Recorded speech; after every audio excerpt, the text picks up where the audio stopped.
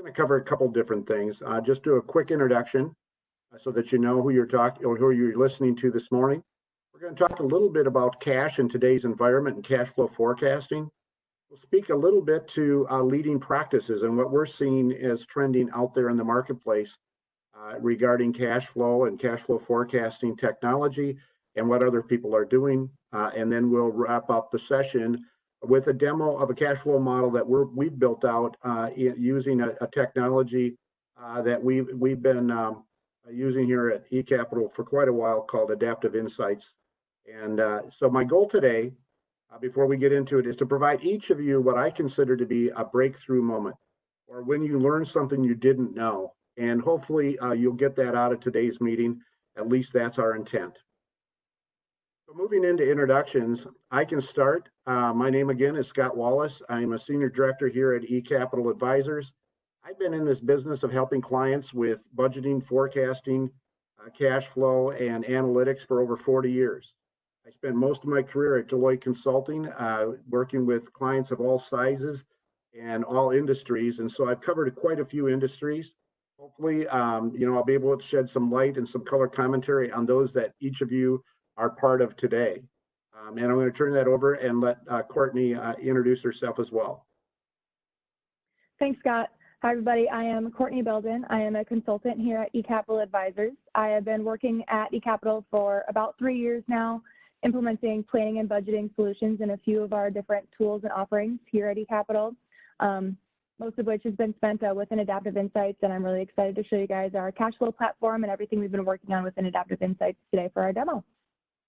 Thank you, Courtney. Getting into the cash flow itself, a little bit about where we're at today. I always try to start out with a bit of humor, and hopefully this does not hit too close to home for anyone on this call. However, in the times like this that we face today, cash really does become king. And many of us will take steps to manage company cash in ways we hadn't even thought of before because of the times we're in and the situations that we're facing.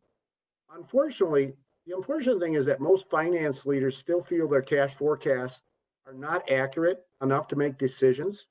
They are only updated once a month or so. Most companies, it's once a month. And they take too much time to update. And so when you think about cash flow from where we are today perspective, it doesn't sound really good. And it doesn't sound like we're well prepared as finance professionals or anyone in the organization to really understand where our cash is.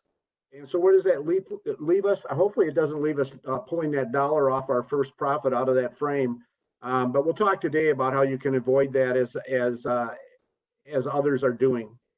As we think about where we are with cash forecasting, it was interesting to me. I pulled out a survey from April of 2019. I thought it was relevant, and it was also interesting to me to look at it from that perspective and say, are we any different even a year later than what we heard from CFOs in 2019? And the survey that I pulled, they looked at 225 CFOs. It ranged in companies from less than 50 million in revenue to over $1 billion in revenue. So a pretty good range of where companies are. And what they're saying is cash forecasting still remains a top priority to most finance professionals and especially finance leaders.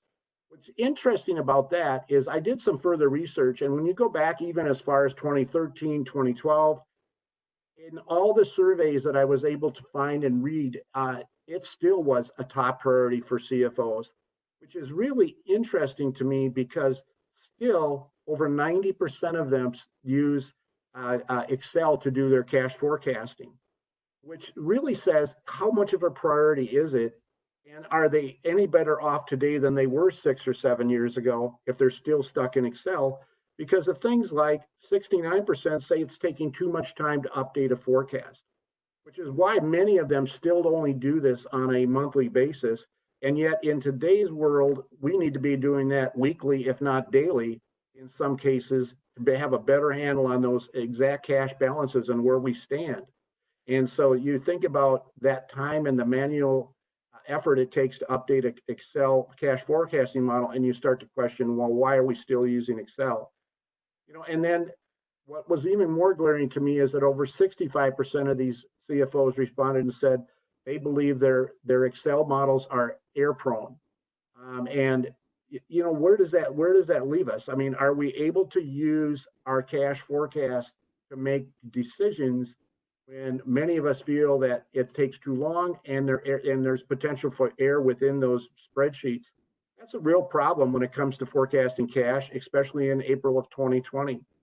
I really think it's going to be important not only today as we continue down to bottom out on the curve of where we are as an economy and as businesses, but it's going to be just as important when we start to recover, so that we can better have a handle on, do we have the cash on hand to reinvest in our employees, to open the doors, to get the supplies, to get all the things that we need as that recovery starts to happen later this summer.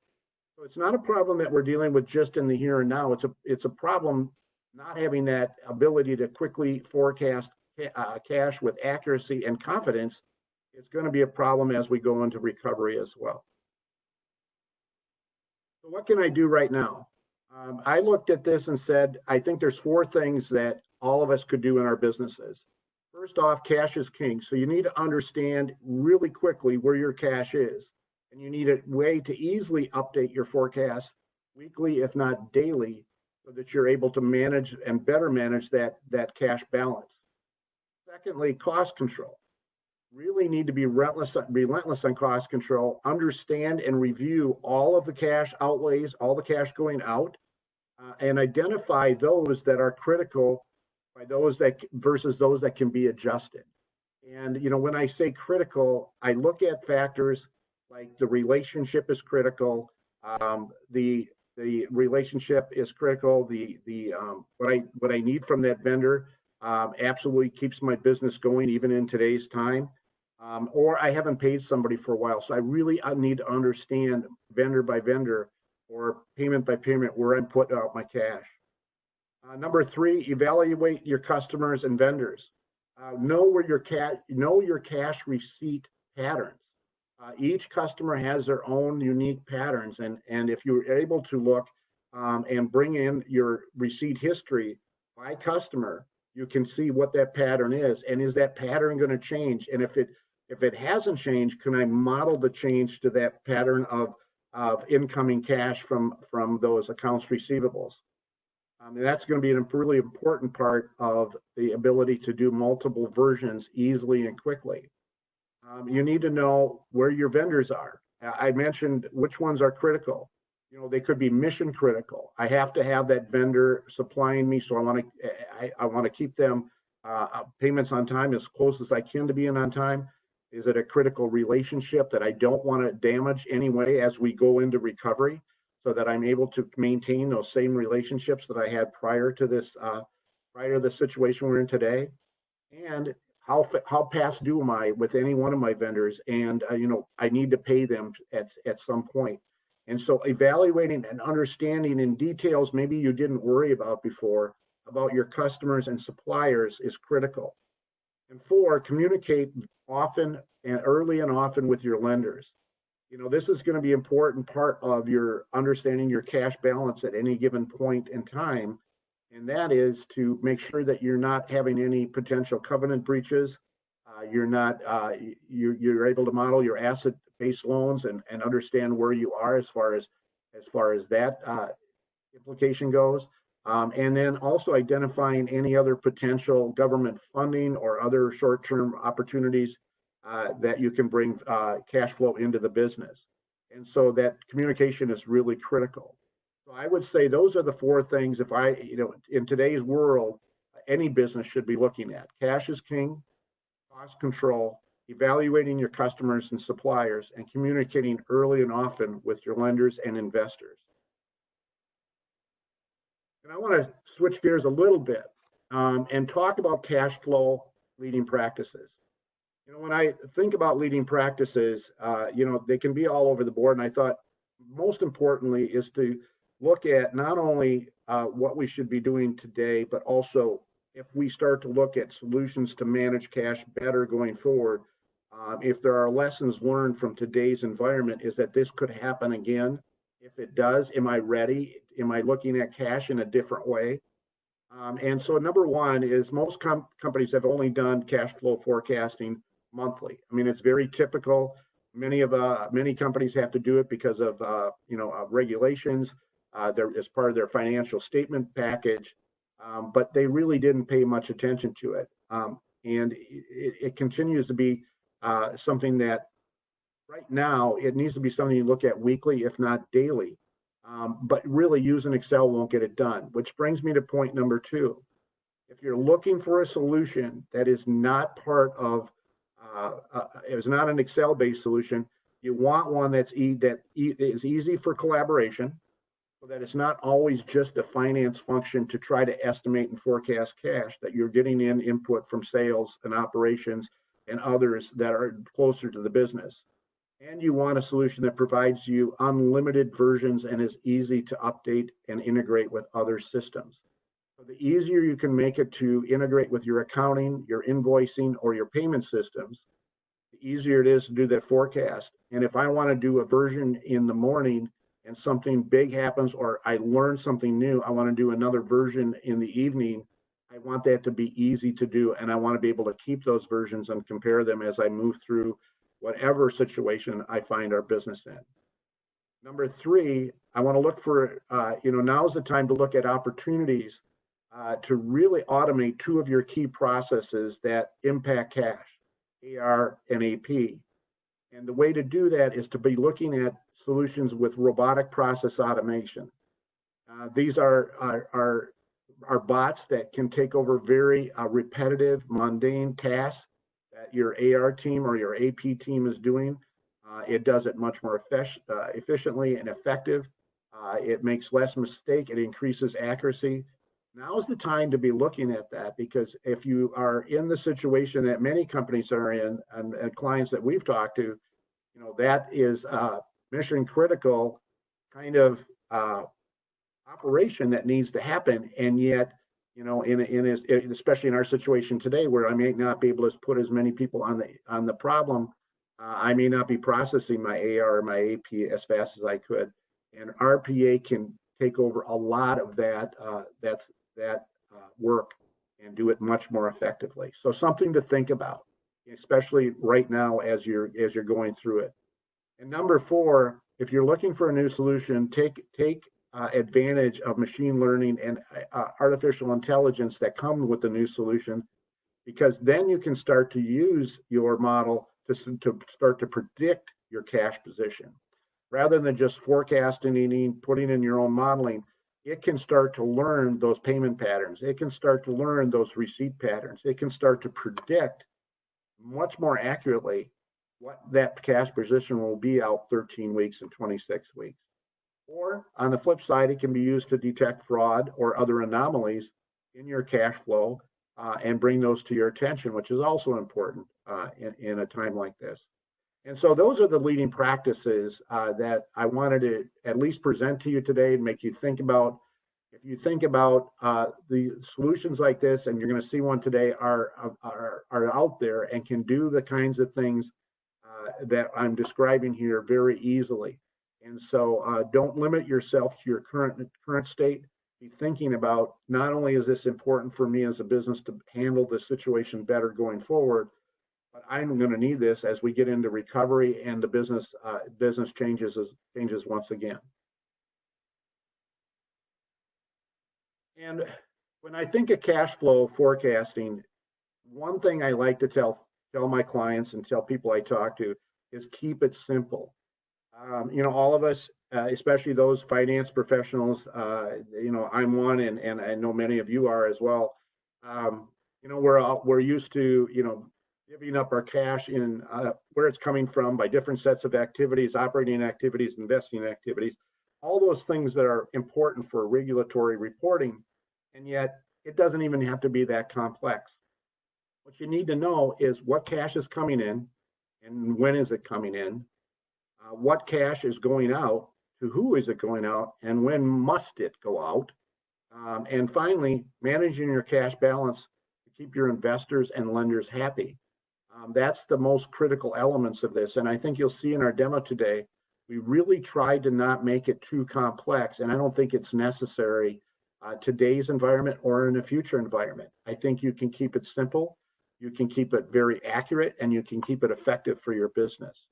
So as you're going through this, if you haven't got one already, if you have one and it's difficult to update, and it could be because it's in Excel or somewhere else, or it could be difficult to update because you're asking for too much and too much detail, when in fact you can get detail but keep it simply around receipts and outgoing cash and the cash balance. So I know Ryan is monitoring any questions. Feel free to chat, bring those in via the chat room or another way. And if any come in, I'll be glad to answer them. I'm going to move ahead and go into the cash flow demo. But if there are any questions, please feel free to chat them in.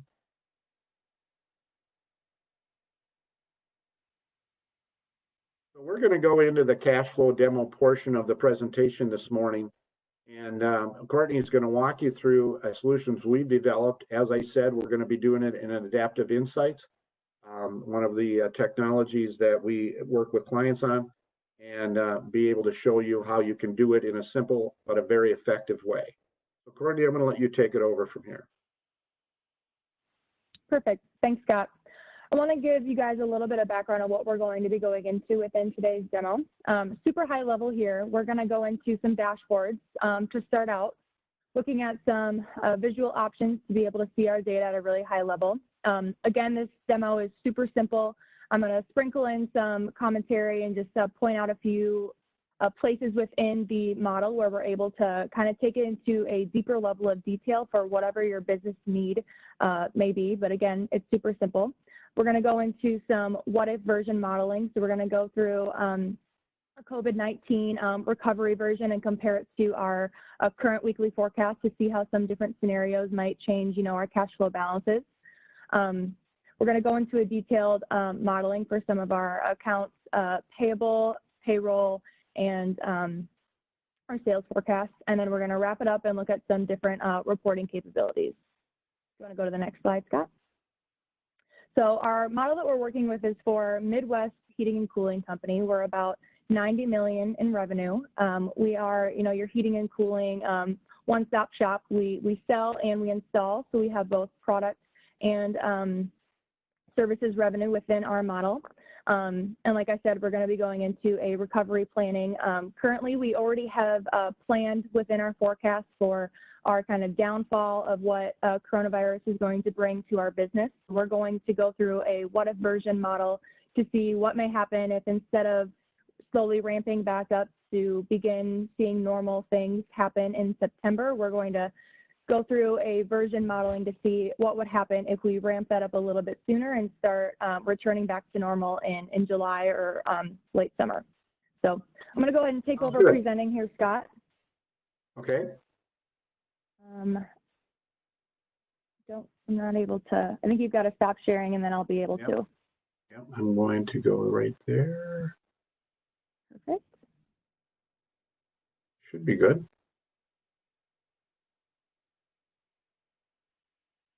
Awesome. All right. All right, can you see my screen? Perfect. So what we're looking at here is the dashboard homepage. I've created one dashboard for the sake of this demo. We're able to have many tabs and design these for our specific business units that may need to see different levels of granularity or different charts and graphs for their needs of how they're going to be planning out their business. We're looking at a few KPIs.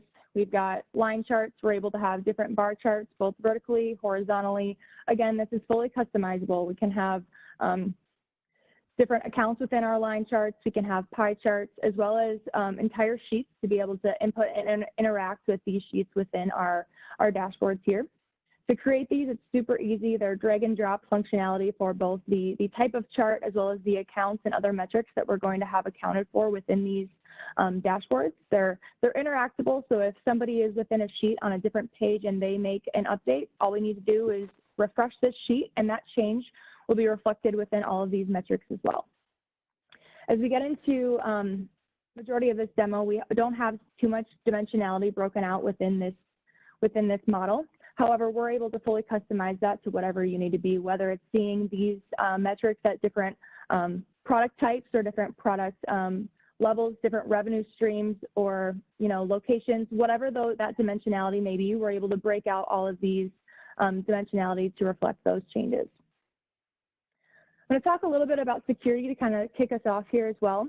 Our level dimension for our Midwest heating and cooling is broken out to all of our different storefronts. So we've got a few different branches in a lot of the different Minneapolis areas here. And so security can be assigned based on our level clarification. So if I am the Bloomington store owner or store manager, I'm only going to be able to have access to the data that is held within our Bloomington location, and same goes to the rest. So if I were to be the Bloomington owner and I look at any sort of level drop down throughout the entirety of this model, the data that I'm going to have access to is only that of Bloomington. I won't be able to see any of these other options within this drop down here and elsewhere.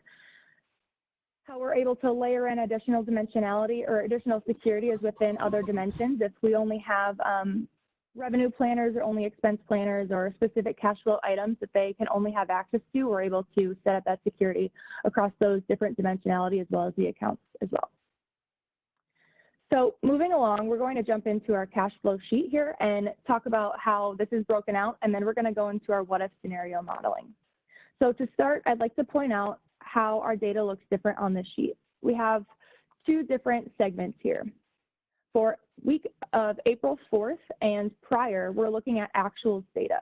How we're able to tell that this is actuals data is it is gray and you are not able to input to any of these cells here, and the data is green.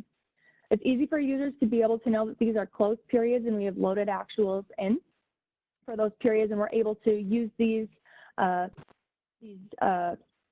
cells as references for different formulas if we want to base off some forecasting based off of prior months or prior weeks actuals, and we're also able to input to out weeks. So May 1st is going to be our current week of what we're working with within this model. All of these white cells to the right here are going to be data input cells. We're able to manually input any data amounts, so we'll just add $9,900. That's blue, meaning that it is unsubmitted. We're able to add different formulas in here as well. So I'm going to just open up the formula system. This is very intuitive for users and admins alike. It's very similar to Excel formulas. You're able to use the same syntax that you would in any of those modeling capabilities, as well as it gives you the direct account dropdowns for the different type of accounts that you're able to use within your modeling for your formulas. A couple other things I want to point out on the sheet is we have a few accounts that are going to be planned at a deeper level of granularity. To call those out to start, it is going to be our net revenue. So you'll notice that we are not able to input to this cell because that account is being fed from a different model. The others are in our cash outflows here, which is going to be our payroll and benefits as well as our accounts payable. Those three accounts are going to be planned at a deeper model, which we'll get into later in this demo. But I want to just point out that we're able to customize any of these accounts to be whatever your cash inflows and your cash outflows are for your specific business. And all of those accounts, if needed, can be planned at a deeper level of granularity with different dependencies or dimensionality to break those out into a greater level of detail for you to get the most accurate planning for your model. So to go over just what this cash flow statement is, it's pretty simple. We have our starting cash balance as well as our inflows and outflows of cash to give us our net weekly change as well as our cumulative cash values over here on the left. Something you might notice that is a little bit different from a lot of other planning tools as well as in Excel, we have spark lines over here that are dynamically updated as we go into our planning for the rest of the year. I'm going to open up the one that we changed for our technology here, and it's going to open up this spark line to be bigger for us to be able to see what's going on. So you'll notice where I made that change of $9,900 for the current period, that is in blue, meaning that that is modified. We haven't saved that yet. Our green, again, is going to show our actuals, and the orange for the rest of the year is going to show our plan and weekly forecast versions. So We have some variances. We're maybe planning to increase our technology throughout the rest of the year at a every other week basis or biweekly. We've got a drop off for our portion of our COVID planning. And so if we want to move some of these points up, we're able to do that right in this Sparkline model. So I'm able to just drag all of these points to be able to edit that data to see if you're a visual planner. If that's going to help you plan to be able to see your data point for your technology within a Sparkline, you're able to edit that super easily with drag and drop functionality and seeing how that change is reflected both within the Sparkline as well as within the sheet below. Exiting out of that, we're able to save, and now it is going to recalculate all of our totals and any formulas that we have within this sheet to give us the most up-to-date version of this cash flow model.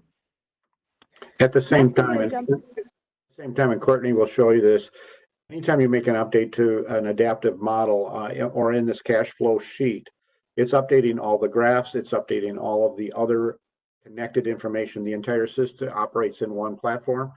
And you're able to see those changes. So it's pretty quick. If you are working in a meeting, for instance, you're with your CFO and your executives and you're looking at cash flow and you want to model that technology spend like she just showed, it's merely a refresh and everything involved and connected updates as well. Yep.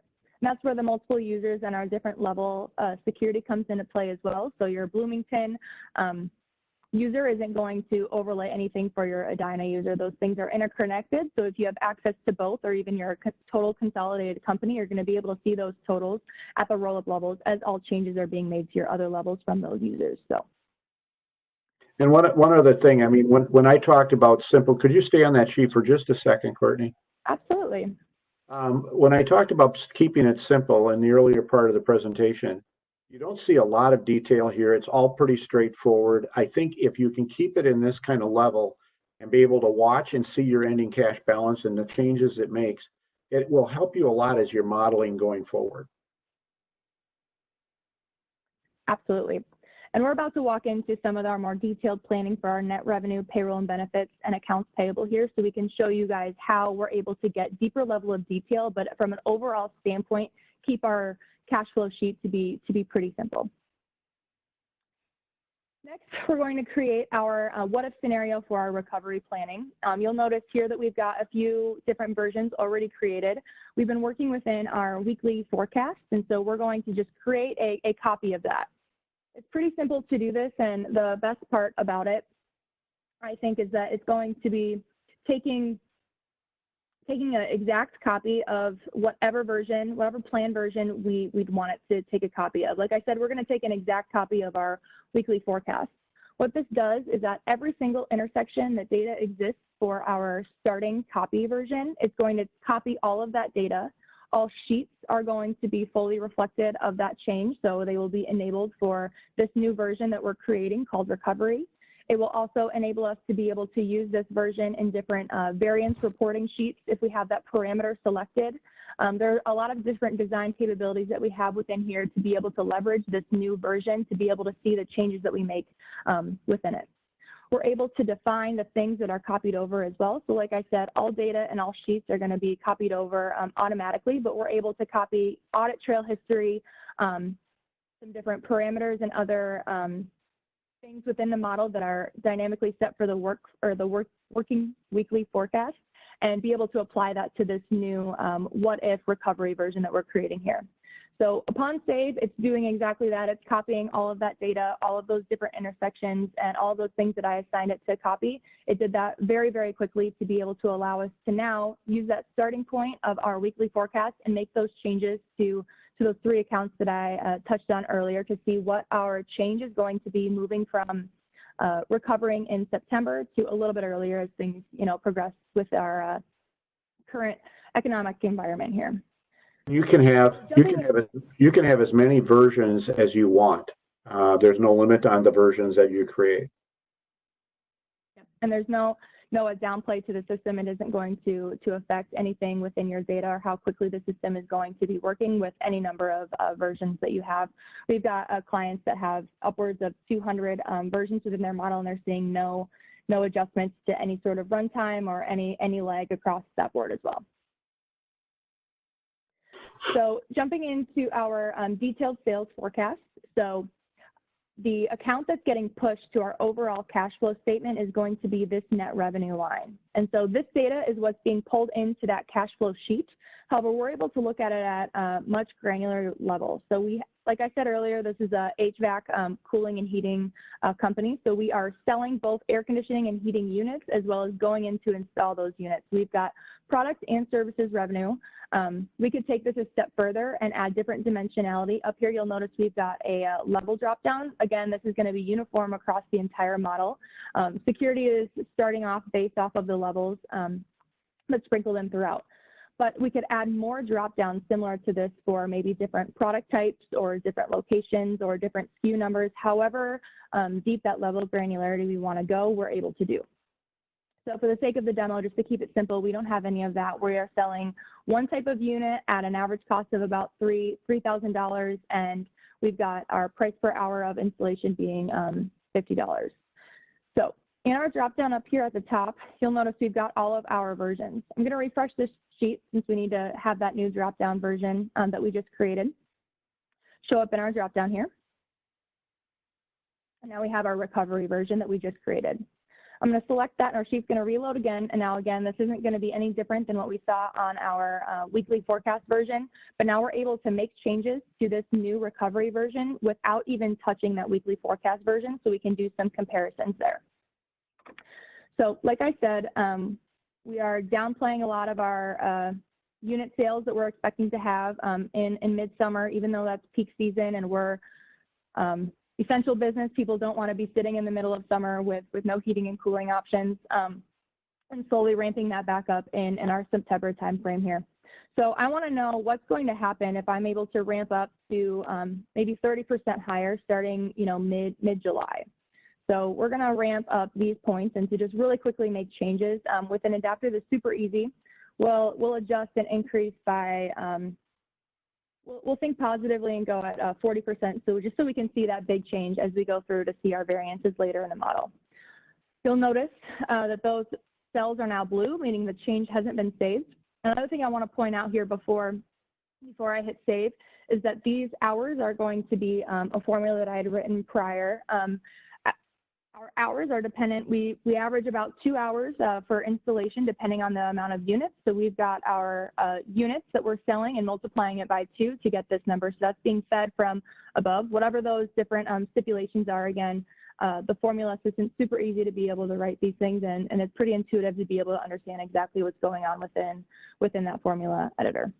So by hitting save, this entire sheet is going to recalculate based on those assumptions that I set for the units, as well as adjusting our services hours that we are putting in for those weeks, and then readjusting our net revenue all the way throughout. Again, only touching our recovery version here. Super easy to make dynamic changes within a sheet for any sort of what-if versioning you can have. Again, this list could be unlimited number. We're able to have folders to organize, assign different security for those folders so only certain users can see certain versions, and really just kind of hunker down on these versions to be able to play out whatever what-if scenario you can really dream of. Next, we're going to go into some different payroll assumptions. So what we're looking at here is a little bit different than the type of sheet that we were just looking at. Within Adaptive Insights, this is called a modeled sheet, which essentially means that there's not a direct account that is linked to this sheet. If you look at our rows over here, you're not going to see an account within this sheet.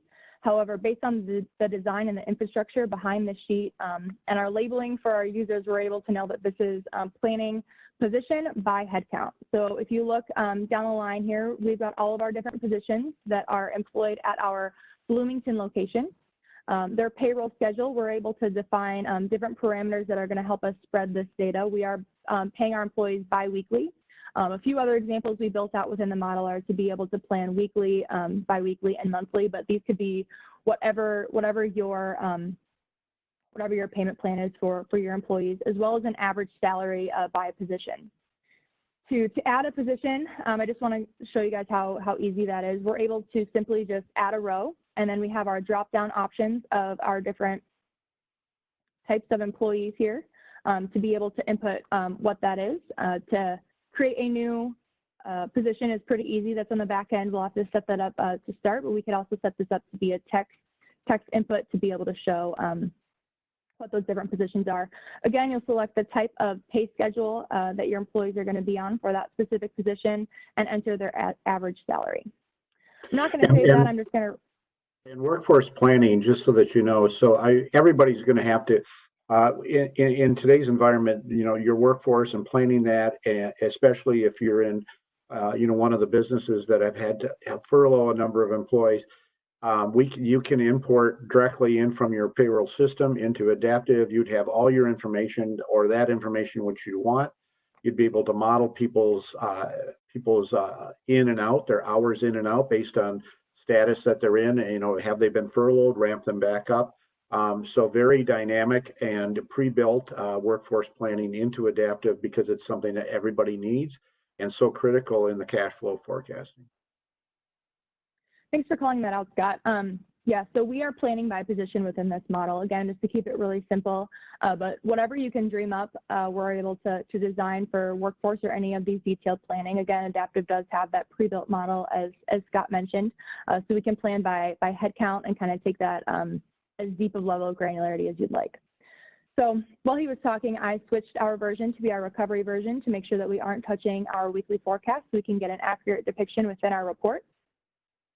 So our original plan here was to have a few layoffs or maybe furlough our employees throughout the summer and get ramped back up again in September, similar to our sales forecast. So we're hoping to have people back up and running mid-July, like I said. So similarly to how we did this before, we're just going to increase our headcount. This time we're, instead of adjusting by percent, let's maybe increase by 4 people each for each position. So this is going to drive all the way down to that cash flow sheet for our salary and wages upon save for this version. And again, we're able to publish these and take these all the way back to our weekly forecast if we like the changes that we made for any of these what-if versions. So you'll notice that all of our positions got increased by 4 for the weeks that I had selected. And that's going to drive those cash outflows for our salary and benefits line within our overall cash forecast modeling. Coming to our last what-if example here, I'm going to refresh the sheet again to get our new version to show up on our dropdown, but this is our accounts payable, more detailed analysis. What we're doing here is we're able to adjust our payment terms based on our invoice date. And so what that means is in high levels of stress within our cash flow forecasting and the economic situation that we're in today, for our invoices that are going to be given to us in early May with a 30-day payment terms. Given the scenario, a lot of vendors are maybe helping us out and giving us different payment options to negotiate. And so I don't think that I'm going to have the cash for our 5/1 invoice dates in 30 days. So I'm able to select our dropdown and adjust to the different payment terms. Again, what you see in this dropdown is fully customizable to what you may need for your specific model, but I'm thinking in 90 days, I should have that cash flow on hand, and we'll save that data.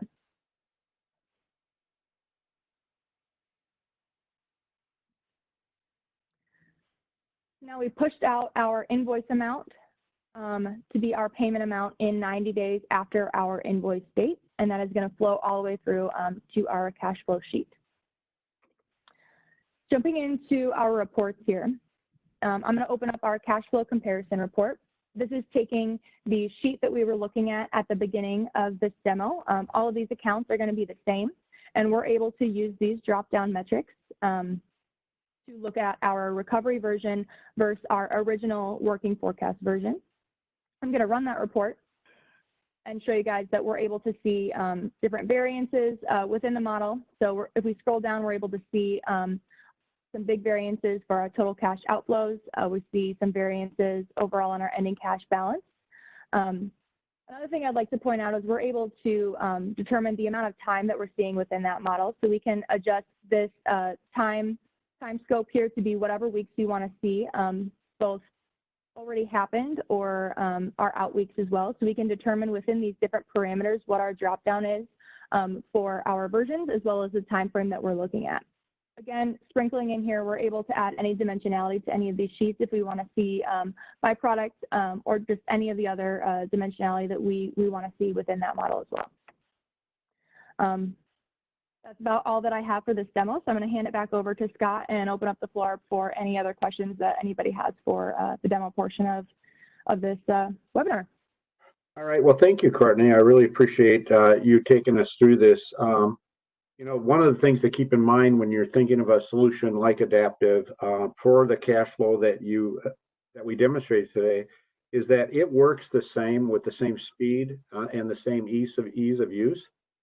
Whether or not you have thousands of products, hundreds and thousands of customers, hundreds of vendors, thousands of employees. It does that what you saw today is how quickly it can recalc and update all of the information regarding your cash flow. The things to keep in mind is it's all in one platform. It allows you to do hundreds of versions if you wanted to, and keep them and compare them. And as Courtney just showed, in fact, she was able to do it at a push of a button, bring up the new recovery forecast versus the weekly forecast and see the difference by week. Again, very powerful when you're in a situation that changes even daily that we find ourselves in, and not only right now, but as it continues to, as we continue to go into recovery, it's going to be the same situation, but with a positive note versus a negative note. And so things to keep in mind. I think if there's no questions, and I'm getting a nod from Ryan that there aren't any at this point, that's fine. I appreciate your attendance today. Thank you for attending. If you'd like to see more of Adaptive and what it can do, not only with cash forecasting, but planning your business, we're looking at this as something, and you should consider this as a solution you can have in weeks. It doesn't take months. It's pretty easy to get to your value right away. So if you were at today and you needed a solution to better forecast your cash, to have the flexibility to run multiple versions and all the things we discussed today, that's something that's up and running in several weeks, not months. And so feel free to reach out to eCapital, and we'd be glad to set up a demo for you and learn more about your business and how this solution could help as you move forward. So if there's no more questions, I think we'll wrap up for today. And again, I appreciate everybody's attendance and looking forward to hearing back from you. Thank you.